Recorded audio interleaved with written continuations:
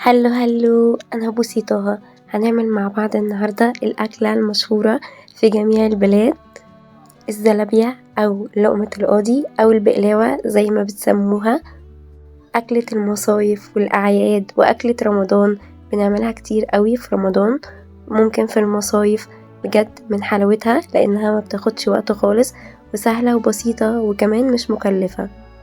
لو قاعدين كده الساعة 2 بالليل ممكن تقوموا تعملوها بجد من سهولتها، لأنها مش بتاخد وقت إطلاقا. زلابية متجرقة في العسل بالشكل اللي انتوا شايفينه ده. هنعملها مع بعض النهاردة بطريقة سهلة جدا، هتطلع معاكم مقرمشة من برا ومن جوه هشة ومستوية زي بتاعة المحلات بالظبط، ويمكن أحلى كمان. ما تنسوش تقولولي بقى انتوا بتسموها ايه بالظبط. لو انتوا أول مرة تشوفوني ما تنسوش تعملولي اشتراك للقناة وتفعلوا زر الجرس علشان خاطر يوصلكم كل وصفاتي. يلا بينا نبدأ مع بعض الطريقة. في البداية هضيف كوبايتين من الدقيق، هنزل عليهم ب4 معالق صغيرين من اللبن البودر، و4 معالق صغيرين من السكر، و4 معالق صغيرين من النشا، معلقة صغيرة من البيكنج باودر، ومعلقتين صغيرين من بودرة الكاستر. لو مش موجود بودرة كاستر ممكن نستبدل مكانها النشا عادي جدا، هي بس بتديني تيست حلوة قوي للعجينة بتاعة الزلابية. ومعلقتين صغيرين من الخميرة الفورية بما يعادل كيس، بيبقى 16 جرام كده في المحلات، بنضيفه كله. ومعلقتين كبار من الزيت او بما يعادل ربع كوباية من الزيت. بنزل بقى بالمية بتاعتي كده بالتدريج. انا هنا المية بتاعتي بتكون كده دافية، ولا سخنة قوي ولا برد قوي، المية بتكون دافية بالشكل اللي انتوا شايفينه ده. بنزل بأول كوباية وبقلب كده بالطريقة اللي انتوا شايفينها دي بالمضرب. بعدها بشوية بضيف شوية صغيرين من المية على حسب ما العجينة بتاعتي تبدأ تاخد. انا هنا بضيف في الكوباية التانية، بضيف كده بالتدريج زي ما انتوا شايفين. العجينة هتاخد معاكم كوبايتين من المية، ممكن تاخد معاكم كوباية ونص على حسب نوع العجينة اللي انتوا بتستخدموها. بقلب بقى كده بالمضرب بالشكل اللي انتوا شايفينه ده، زي ما قلتلكم على حسب نوع الدقيق.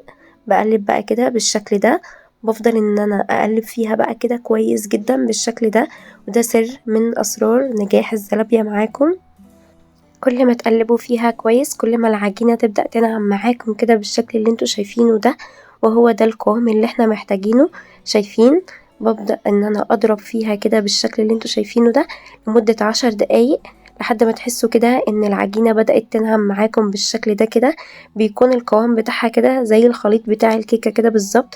شايفين الحركات اللي انا بعملها دي؟ هي دي سر من اسرار نجاح الزلابية. هنا خلاص انا وصلت للقوام المظبوط. شايفين؟ لازم القوام بتاعكم كده يكون عجينة مطاطية، بتكون قوامها اتقل من الكيكة كده بشوية، ده القوام المظبوط ليها. بغطيها وبسيبها تخمر بقى لمدة ساعة ونص، بكون مسخنة الفرن قبلها ب5 دقايق وبقفله، وبعد كده بسيبها تخمر لمدة ساعة ونص. يلا بينا بقى نعمل الشربات او العسل زي ما بتقولوا.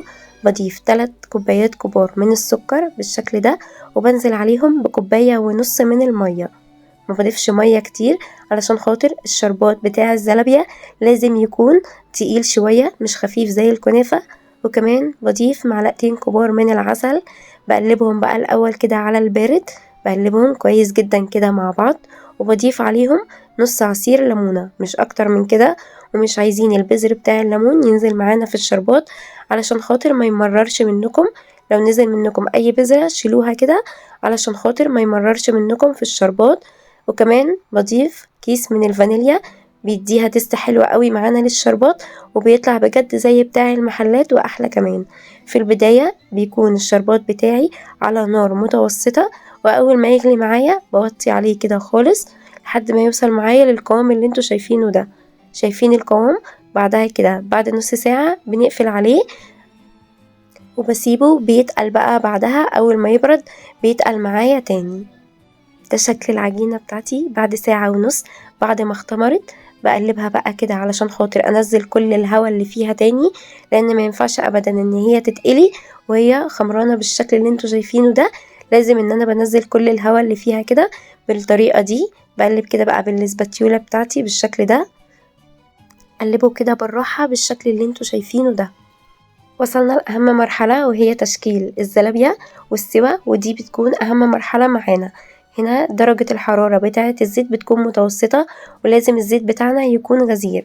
شايفين بشكل بقى بالطريقة اللي انتوا شايفينها دي.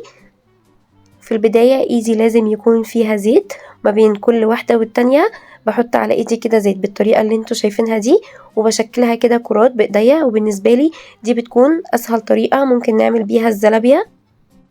وحاولوا على قد ما تقدروا ان انتوا تظبطوا ايديكم علشان خاطر تطلع شكل بعض. وزي ما قلت لكم درجة حرارة الزيت في البداية لازم تكون متوسطة. اول ما تضيفوا الزلابية وتنفخ معاكم كده في الطاسة، اعرفوا ان العجينة بتاعتكم ناجحة تماما. بعد ما الزلابية بتاخد معايا لون ذهبي فاتح بالشكل اللي انتوا شايفينه ده، بقلبها كده تقلبتين وبطلعهم بره على صينية مفرودة او على مصفى، لان انا باخد معايا عملية القلي على مرتين عشان تكون خاطر مقرمشة معايا بالشكل اللي انتوا شايفينه.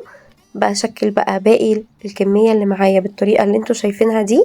شايفين بتطلع معايا متناسقة ازاي؟ وبكرر باقي الخطوات. انا باخدها الاول في البداية بقلي اول مرحلة بالشكل اللي انتوا شايفينه ده، وبعد كده بخليها تاخد معايا لون ذهبي فاتح قوي، وبعد كده بطلعها على مصفى او بطلعها على حاجة مفرودة عشان خاطر ما احطهاش فوق بعضها، عشان خاطر ما تطراش منكم. ده بيكون شكلها بعد القلية الاولى. عايزة اقول لكم بقى بعد ما بتبرد كده شوية ممكن ان انتوا تخزنوا منها شوية في اكياس التلاجة وتحطوها في الفريزر.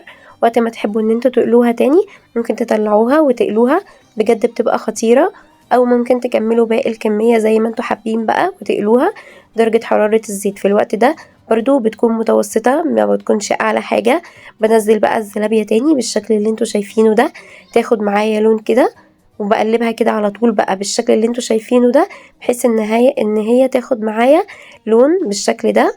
بيكون بقى الشربات برد معايا تماما والزلابية بتكون سخنة، بطلعها بقى على طول على الشربات بالشكل ده. طلعوها اللون بتاعها ما يكونش اغمق حاجة، علشان خاطر هي لما بتطلع بتاخد معاكم درجة اغمق شوية من اللي انتم مطلعينها. شايفين بقى بغرقها كده في الشربات بالطريقة دي. العسل بجد بيديها طعم حلو قوي، وفي نفس الوقت بتكون مظبوطة زي المحلات بالظبط واحلى كمان. شايفين بقى الحلاوة بتاعت الزلابية.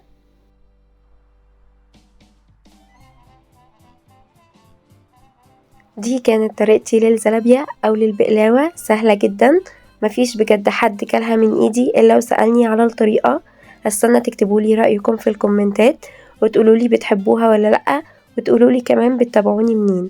لو انتوا اول مرة تشوفوني ما تنسوش تعملوا لي اشتراك للقناة وتفعلوا زر الجرس علشان خاطر يوصل لكم كل وصفاتي.